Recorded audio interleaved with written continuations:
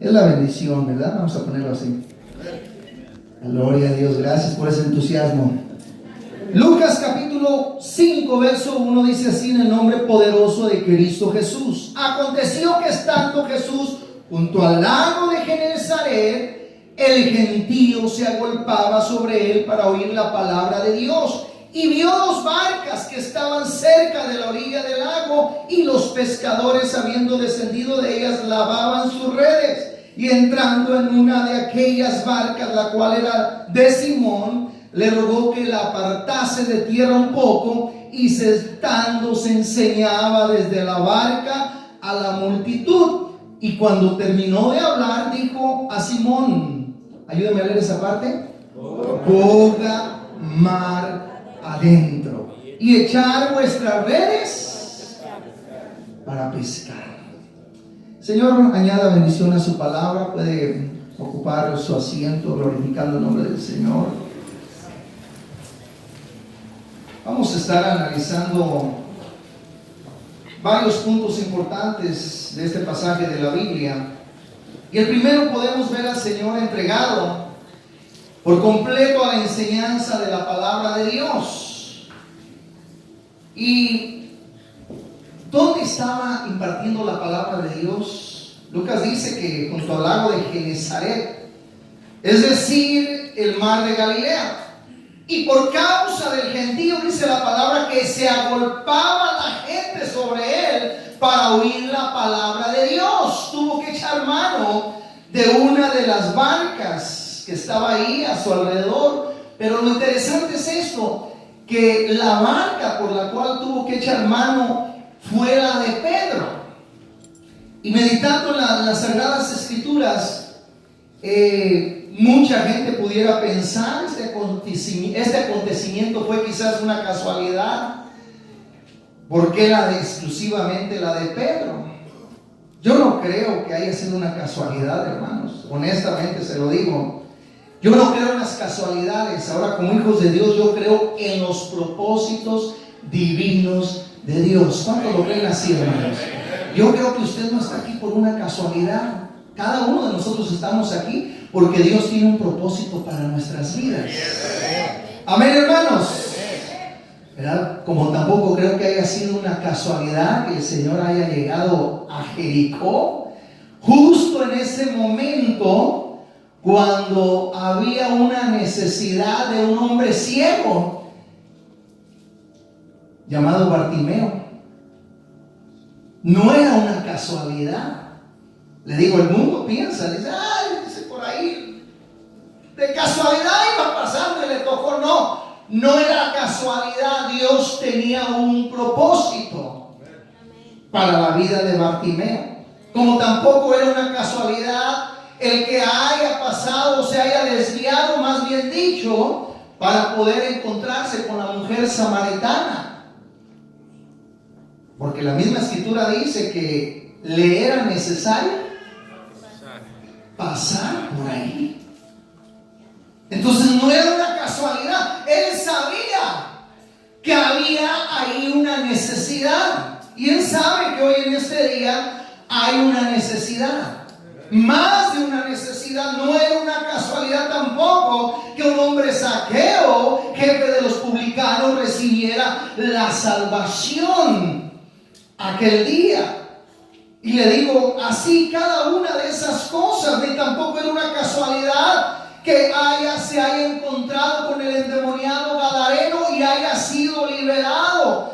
De manera, mi hermano, que nosotros tenemos un propósito de parte de Dios. Yo creo que Dios tiene algo especial para nosotros. Ahora, usted y yo estamos conscientes de lo que Dios está haciendo en nuestras vidas. ¿Cuántos lo creen así, hermanos? Amén. Somos conscientes de que Dios está trabajando en nuestras vidas de diferentes maneras. En unos de una forma, en otros de otra forma.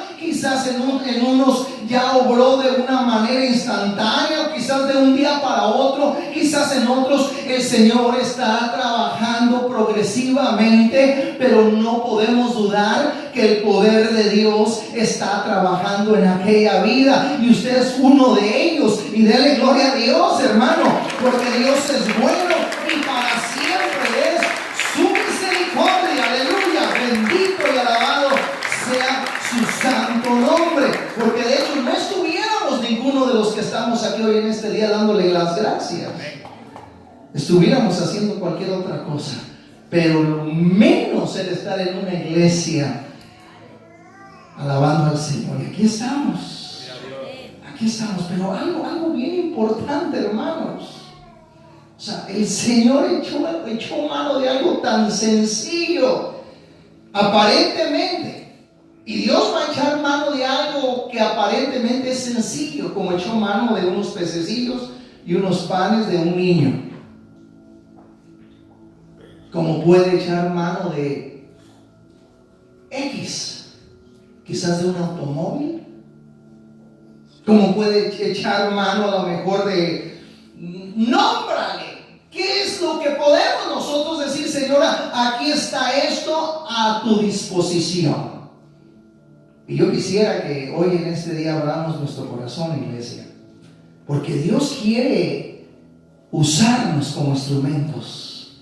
Nada más que muchas veces dejamos ir las bendiciones de parte de Dios, y Dios quiere bendecirnos. ¿Cuántos lo creen así, hermano? Amén. Y muchas de las veces estamos ahí, Señor, ¿en qué podré ser útil? Dios mío, yo quisiera servirte, pero todavía no hay revelación.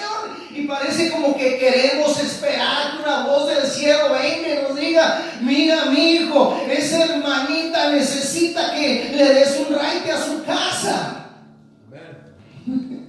Y queremos escuchar la voz audible: mira, mi hijito, tal familia tiene una necesidad. Como que quisiéramos que el Señor nos hablara. No, mi hermano, la necesidad está ahí presente, y yo creo que Dios produce el querer como el hacer. Y si ya le dijimos al Señor: quiero servirte, es porque entonces nosotros accionemos a la necesidad. Porque dice la palabra de Dios que el Señor veía las multitudes y las veía como ovejas sin pastor, y las veía con compasión. Entonces, haya pues en vosotros, dice el apóstol, el mismo sentir que hubo en Cristo. Estamos hablando en tiempo pasado, pero vamos a hablar también en tiempo presente. Que hay en Cristo, porque Él no murió ni quedó ahí en la tumba, Él resucitó. ¿Cuántos lo creen así, hermanos? ¡Aleluya! Él resucitó, hermano, y está aquí con nosotros, y sigue haciendo milagros y maravillas. ¿Usted cree que yo no creo en casualidades? Nada de Dios. No hay casualidad. No me pongo a pensar en nuestro hermano José Luis. ¿Usted cree que fue una casualidad que por ahí? No, el Señor lo guardó. ¿Cuánto lo creen así? El Señor tuvo misericordia de él, y es porque tiene un propósito para su vida. Y quizás a muchos de los que estamos aquí, Dios nos ha guardado, a todos nos ha guardado de tanta cosa, hermano. Y se lo he dicho muchas veces, se lo vuelvo a repetir: ¿será porque somos mejores que los que ya no están aquí con nosotros? No. ¿Es porque Dios tiene un propósito para tu vida? ¿Es porque todavía hay algo más que el Señor quiere hacer en nosotros? Amén. Y le digo esto para todos, quizás que pueda haber alguien que diga: yo ya me quiero morir, pero eso es lo que menos nadie quiere, ¿verdad? Le aseguro. Pero si hubiera alguien, una cosa así, te digo: hey, tranquilo, no quieras hacer un lado la responsabilidad. Todavía tenemos mucho trabajo que hacer. ¿Cuántos lo creen así, hermano? Así que le digo, no es una casualidad. El Señor quería glorificarse en aquel día en estos discípulos, que de hecho sin duda alguna ya se cree, dicen los estudiosos, que tenían alrededor de un año que habían creído en el Señor. Y pues ellos todavía estaban realizando esta clase de trabajo, la de la pesca. Pero en ese momento Dios tenía un propósito para la vida de estos que el Señor llamó en ese día a ser los pescadores. Estaban acostumbrados a ir y a sacar peces vivos, ¿verdad? Y para que murieran. Pero el Señor le dijo: hoy su trabajo va a ser diferente. Hoy van a ir a sacar peces muertos. En delitos y pecados, que esos éramos nosotros. ¿Para qué? Para que vivamos. Esa es la grande diferencia. Dice: hoy los voy a hacer pescadores, pero ya no de pececillos para que mueran. Hoy van a ser pescadores de gentes, de hombres, de mujeres. ¿Para qué? Para que vivan. Aleluya. Entonces, ahora Dios tiene un propósito para cada uno de nosotros. Dios quiere usar quizás tu trabajo, tu vehículo, tu casa, tu voz, tus manos. Tanta cosa que Dios puede usar. Y le digo, muchas veces estamos ahí detenidos, diciendo, todavía esperando que Dios envíe un profeta. No, la misma palabra aquí nos dice, aquellos que el Señor trataba con ellos inmediatamente, ¿cuál era la respuesta inmediata o la pregunta? Heme aquí. Aquellos que les estuvo predicando Pedro el día de Pentecostés, ¿cuál fue la respuesta a la palabra? ¿Qué haremos? Esa es la respuesta al mensaje. ¿Qué haremos? ¿En cuántos el Señor ya hizo la obra en su corazón, hermanos? Amén. Entonces, que esa sea tu pregunta. Que hoy salgamos con esa pregunta. ¿Qué haremos? Señor, quiero ser instrumento en tus manos. Y te aseguro que se te va a aclarar la vista. Se te va a limpiar el lente que quizás estaba empañado. Y se te va a quitar ese pensamiento de que a mí no me toman en cuenta, hay acepción de personas. Espero que no haya nadie en esa mentalidad. Porque trabajo hay. ¿Cuántos lo creen así, hermanos?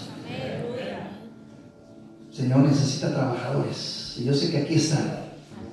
Entonces cuando está ese pensamiento, ¿verdad? Y le digo, no hay tiempo, no hay momento, no hay tiempo para entretenernos a preguntarnos, Señor, la realidad, aquí estoy, pues solamente dile, Señor, aclárame la vista y yo voy a ver las diferentes necesidades.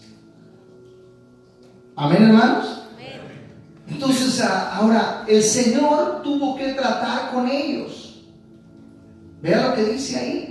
Terminó de hablar, verso 4, y dijo a Simón, pero antes de eso, en verso 2, y vio dos barcas que estaban cerca de la orilla del lago, y los pescadores, habiendo descendido de ellas, lavaban sus redes. ¿Por qué estaban lavando sus redes?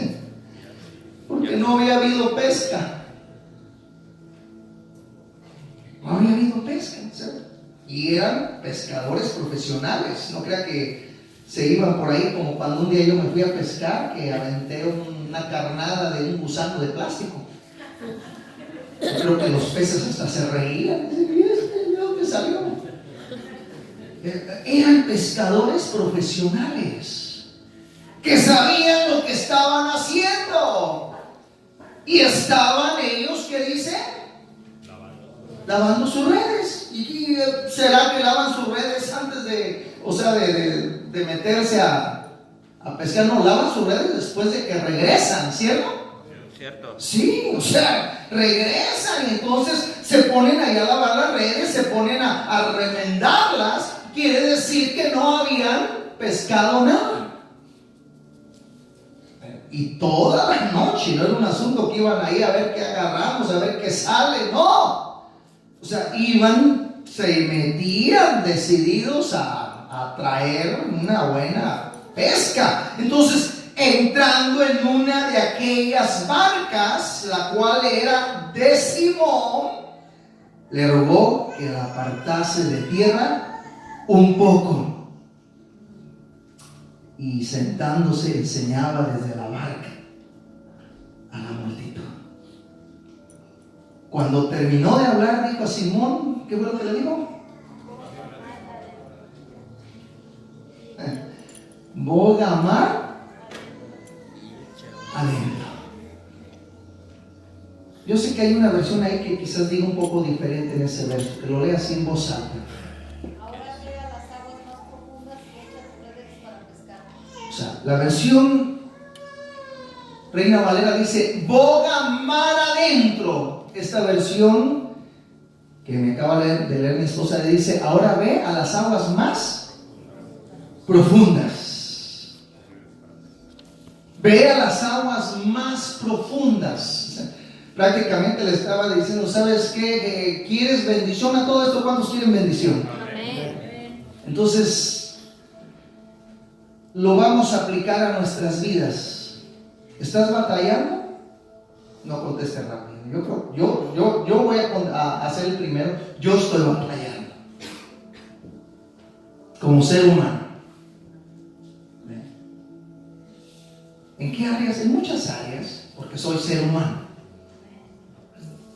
Y cuando yo veo que empiezo a aflorar a aquello, que empiezo a batallar, o sea, como ser humano voy a batallar, pero cuando el asunto arrecia y yo ando todo desesperado en qué hacer, hay una señal. Aquello me está diciendo, cuando ya no encuentro la salida, hay una señal que ando por las orillitas. ¿No se ha sentido usted así?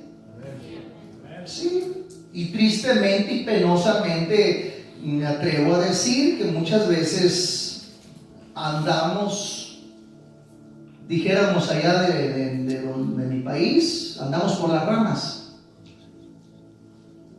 Y andamos causando tristeza, andamos causando vergüenza. ¿Y será esa la voluntad de Dios? Que alguien que quizás tenga solamente una religión observe a un creyente, a un hijo de Dios, que ande ahí todo quejumbroso y que no haya ni la salida y ahí anda, hermano, causando lástimas. Es penoso, es vergonzoso. ¿Por qué? Porque ese es el testimonio. Somos cartas leídas, dice la palabra de Dios, del mundo. Y le digo una vez más, sí somos humanos. Siéntese, para que se dé cuenta, ¿verdad? Yo sé que ya se dio cuenta, es humano. No somos robots, somos humanos.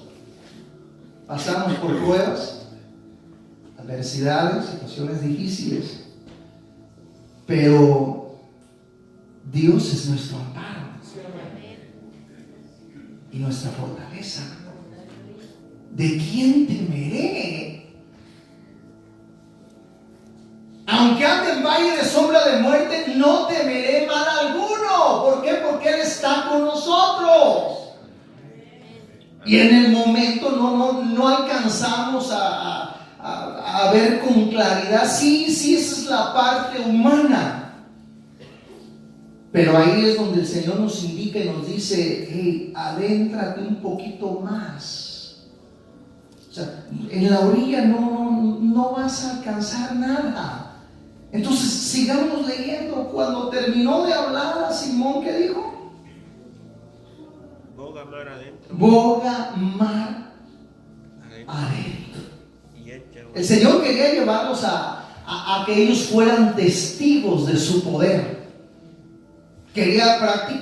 Los quería llevar a otro nivel. Entonces va a depender de ti y de mí si nos queremos continuar en el mismo nivel. Si estás a gusto, estás tranquilo ahí, es easy, relaxing, o sea, no. Hermano, viera que a mí ninguna prueba, todo bien tranquilo. Pues es para preocuparse.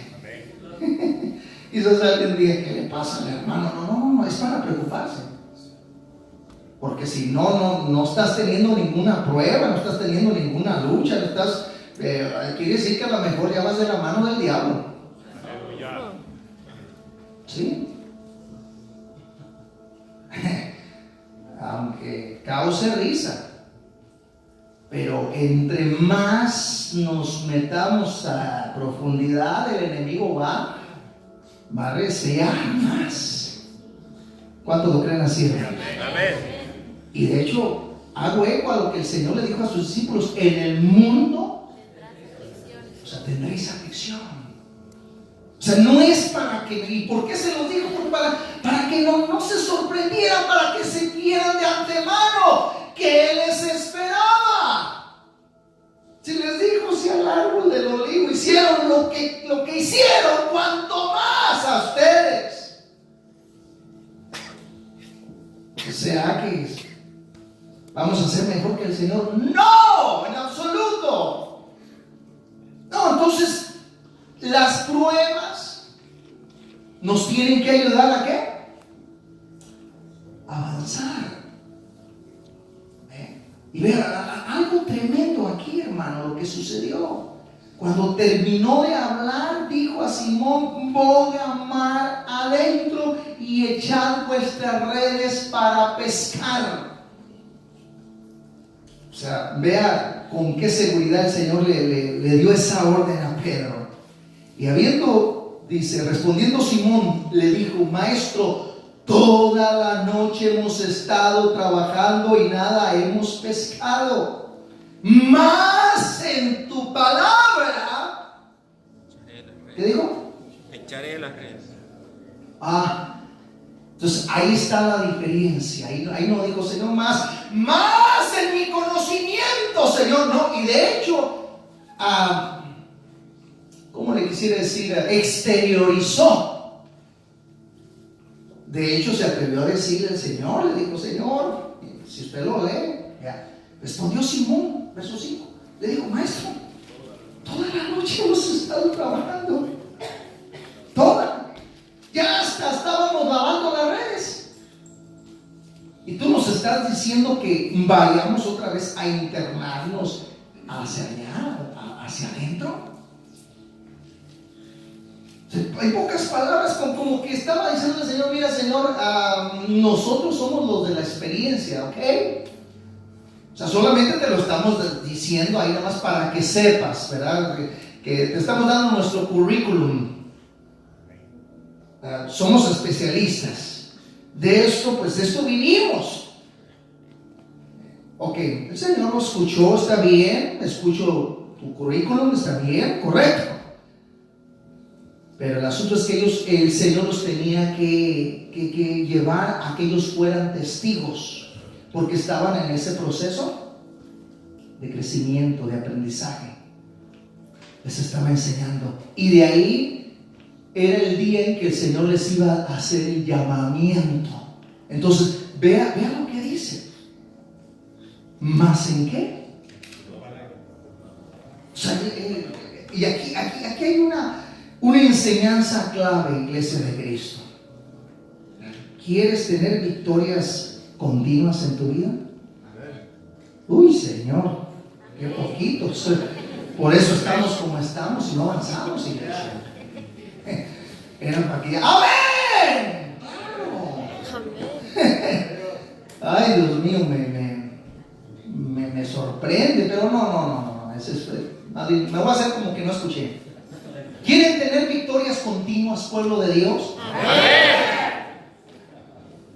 Gloria a Dios.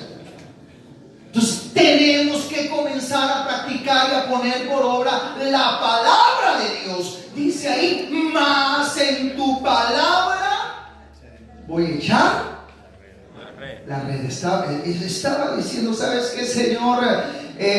la cosa se ve difícil, o sea, de probabilidades de pesca, yo creo que un 2% cuando mucho, Señor. Te lo digo por experiencia, pero lo que hace la diferencia, ¿qué es? La obediencia. Ahí está la clave. Por eso el profeta, el siervo de Dios, fue y le dijo a Saúl: ¿sabes qué es? Es mejor la obediencia que todo sacrificio que puedas hacer, que todos los animales que puedas sacrificar. El obedecer es mejor que los sacrificios. Amén. Saúl dijo: no, pues sí, medio obedecí. Muchas veces no avanzamos. ¿Por qué? Porque medio obedecemos y creemos que la manera que lo pensamos nosotros que vamos a agradar a Dios, esa es la forma. Es que así es, Señor. ¿Por qué? Porque quiero quedar bien. ¿Con quién? Con mis seres queridos. Aunque anden de cabeza, aunque anden blasfemando tu nombre, voy a medio obedecer, Señor. Y por eso no prosperamos. ¿Me explico, hermano? Amén. Por eso no prosperamos. Y no estoy solamente hablando de seres queridos, sino con los compañeros de trabajo, con los que te rodeas. Es que no quiero perder su amistad, prefiero estar escuchando ahí esas palabras obscenas, estar diciendo esos chistes de doble sentido, pero ¿cómo voy a Dios a contradecirlos si la amistad es mejor? Mejor será para aquel que de plano está desconectado, pero no, el que haga amigo del mundo, dice, se considera enemigo, que constituye enemigo de Dios. Entonces le digo, no podemos estar a medias. O le servimos o no le servimos. ¿Cuántos están dispuestos a servirle al Señor, hermano? Aunque en el mundo estamos, y le digo, pero no somos del mundo. No, con eso te estoy diciendo, y salen ahí hermanos muy bíblicos y dicen: es que yo no puedo sentarme ahí a comer con aquel que no tiene a Cristo. No, o sea, no tomes la palabra fuera de contexto. ¿Está aquí, hermano? No, o sea, demos testimonio. ¿Me explico, hermano? Debemos de dar buen testimonio. Entonces aquí dice: más en tu palabra voy a echar la red. Y habiéndolo hecho, encerraron gran cantidad de peces y su red se rompía. Yo quisiera nada más imaginarme la cara de Pedro, hermano. Yo la realidad que no sé, yo no. Entonces hicieron señas a los compañeros que estaban en la otra barca para que viniesen a ayudarles, y vinieron y llenaron ambas barcas, de tal manera que se hundían. Viendo esto, Simón Pedro cayó de rodillas ante Jesús, diciendo: apártate de mí, Señor, porque soy un hombre pecador.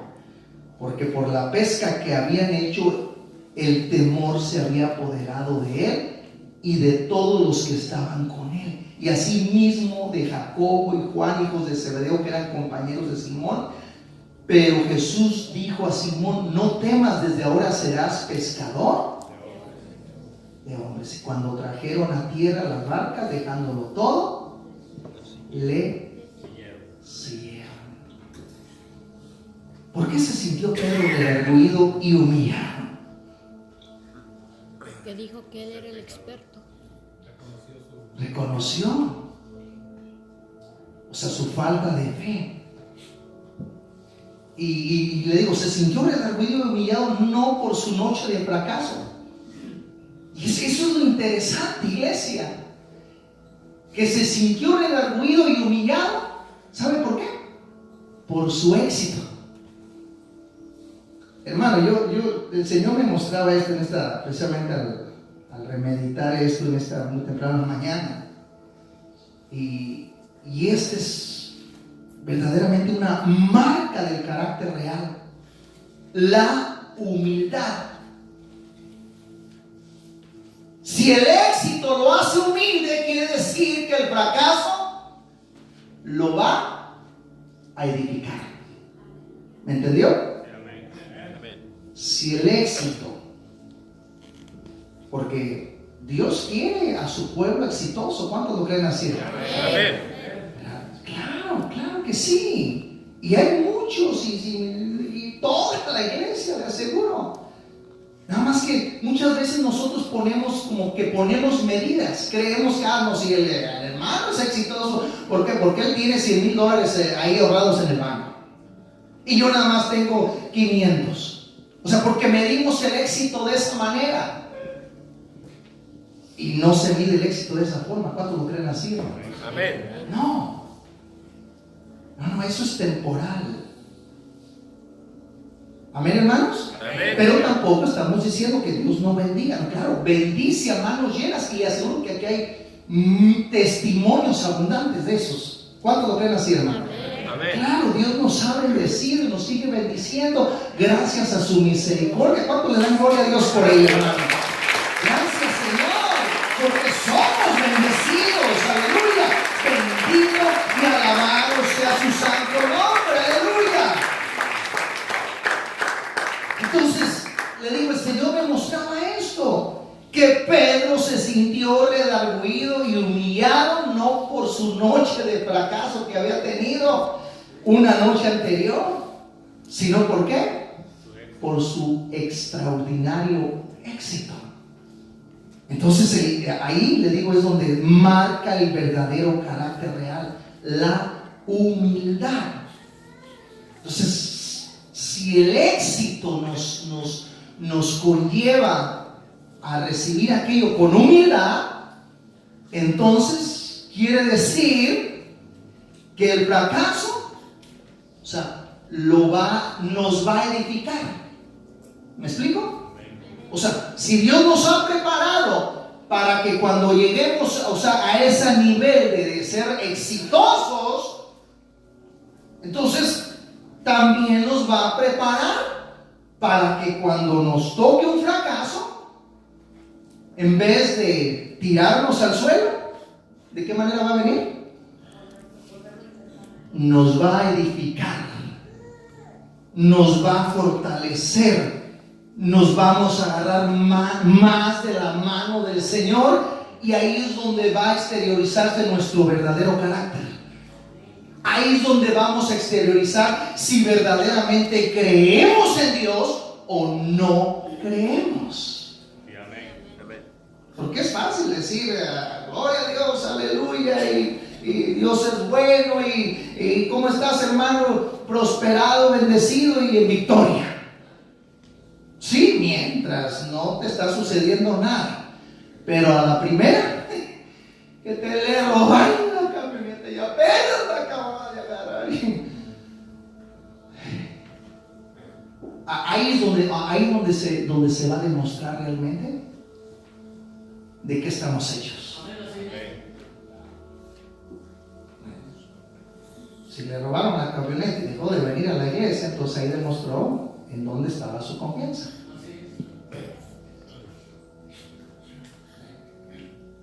O le robaron la cartera, o se le formó un hijo, o X, nómbrale. Y en vez de que aquello redunde para afianzarse más y decirle, Señor, no solamente voy a recibir todo lo bueno, también he de recibir todo aquello que quizás duela, pero yo voy a seguir glorificando tu santo nombre en todo momento, en toda situación. Voy a reconocer los milagros y maravillas, porque del Señor viene toda buena dádiva y todo don perfecto. Aleluya. Sí.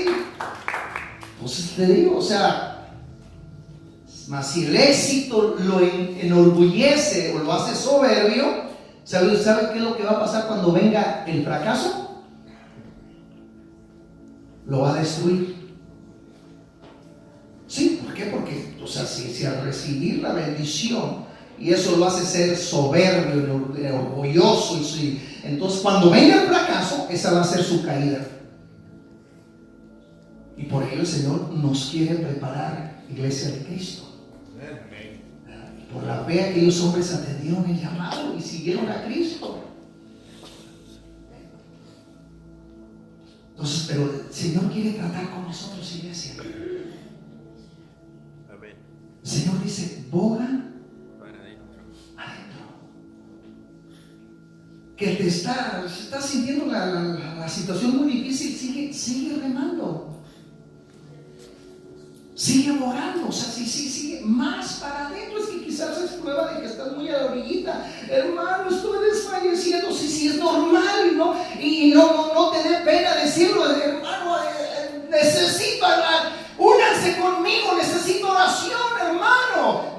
O sea, no es ningún pecado. Dice la Escritura, orad los unos por los otros. Amén, hermanos. Amén. Todo esto, ¿cuántos están pasando por alguna prueba? Amén. ¿Verdad? ¿O cuántos han pasado? Yo creo que todos. Pero que eso ayude, ¿para qué? Para seguir remando. El enemigo lo que va a tratar de hacer es de que nos detengamos ahí a medio camino. ¿Sí? ¿Pero será esa la voluntad de Dios? No. ¿No? O sea, la voluntad de Dios es que sigamos remando. Y que dejes usar lo que el Señor quiere usar en tu vida. ¿Qué le dijo el Señor a Moisés cuando estaban ahí con la prueba fuerte? Los egipcios a sus espaldas y el mar al frente de ellos. Y estaban rodeados, montaban a sus lados las montañas. ¿Y el Señor qué le dijo? ¿Qué tienes en la mano? ¿Qué tienes en la mano, iglesia? Que le digo, úsala. Pero recuerda, en el nombre del Señor Jesús el Cristo. En mi nombre echarán fuera demonios. En mi nombre pondrán las manos sobre los enfermos y sanarán. ¿Qué tienes en la mano? Había una viuda de Sarepta de Sidón, ¿verdad? Y dice que ¿qué era lo que tenía solamente? Una vasija con un poquito de aceite que ya lo iba a utilizar ya nada más para dejarse morir ella y su hijo. Y él vino el siervo de Dios y le dijo que, o sea, ¿qué es lo que tienes? ¿Qué tienes en tu mano, iglesia? Que lo tienes ahí detenido, que Dios quiere usar. Y que te digo, por tiempo ha estado ahí detenido y estás ahí, Señor, no encuentro mi llamado. Ya más bien, échate colirio en tus ojos para que puedas aclarar tu vista y puedas ver qué es lo que Dios tiene para tu vida, porque hay mucho por hacer. Te encuentras ahí o serás de los que pasas por ahí por alguien que está necesitado y decimos, está así porque quiere, eso y ándale, eso quería, bueno. No, que comencemos a tener compasión los unos por los otros, que nos preocupemos y digamos, ay, no he visto a mi hermanita, no he visto a mi hermanito. Ojalá no seas de los que vienes y vienes nada más con tu mirada hacia allá y queriéndote hacer muy bíblico y diciendo, no, yo siempre con mi mirada en Jesús. Y no ves a los lados. Yo no te estoy diciendo que no pongas claro, nuestra mirada debe de ser en el Señor Jesús. ¿Cuánto lo creen así, hermano? Claro que sí, pero yo no lo digo en ese sentido. Yo lo digo que muchas veces, o sea, no vemos, o sea, a los que nos rodean. Y decir, ay caray, mi hermano no lo vi, ya tengo varias semanas que no lo veo, me voy a informar, pastor, oye, tal hermanita, ya no lo he visto, hermano. Entonces, la realidad por ahí, pues nada más traigo esa inquietud, ¿verdad? Y ya, entonces ahí es que estás siendo movido por el Señor a preocuparte por tu prójimo. Amén, hermanos. Amén. Para finalizar. Verso 4. ¿Sabías que las pruebas nos perfeccionan, hermanos? Las piedras preciosas sin ser pulidas, o sea, no pueden demostrar su hermosura. ¿Cuántos sabían eso?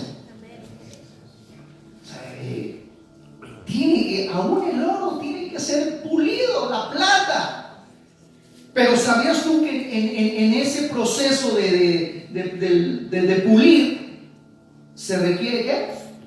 Fricción.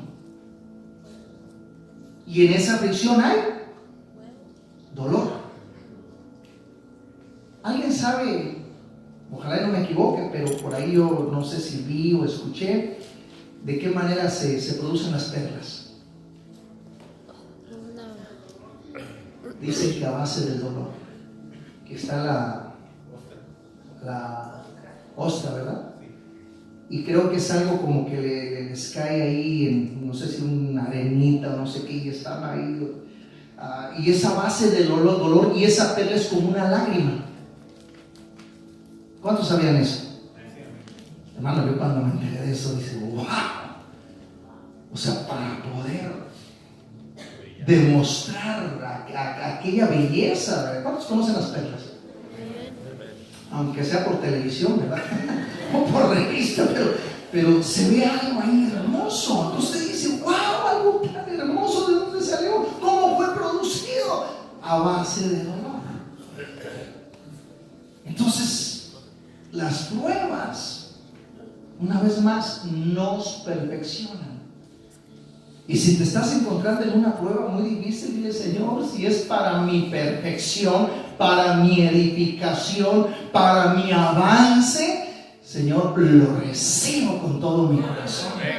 Para mi crecimiento, para ser de bendición a mi familia, a mis hermanos, a los que me rodean. Señor, nada más dame las fuerzas para poder resistir esa prueba. Dame las fuerzas, Señor, que no vaya a ser un motivo por el cual yo me vaya a alejar de tus caminos y termine culpándote.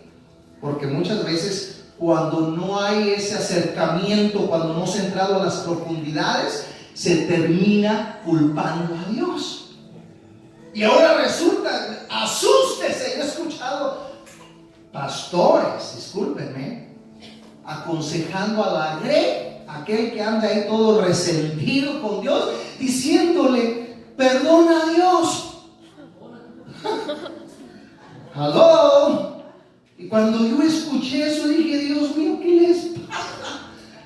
El ser humano, el barro, perdonando a Dios, por favor. Dios tenga misericordia de nosotros, hermano. ¿Qué nos ha hecho Dios? ¿Qué nos ha hecho Dios? Te pregunto, iglesia. ¿Será que Dios nos condujo a ir a hacer aquello? ¡No!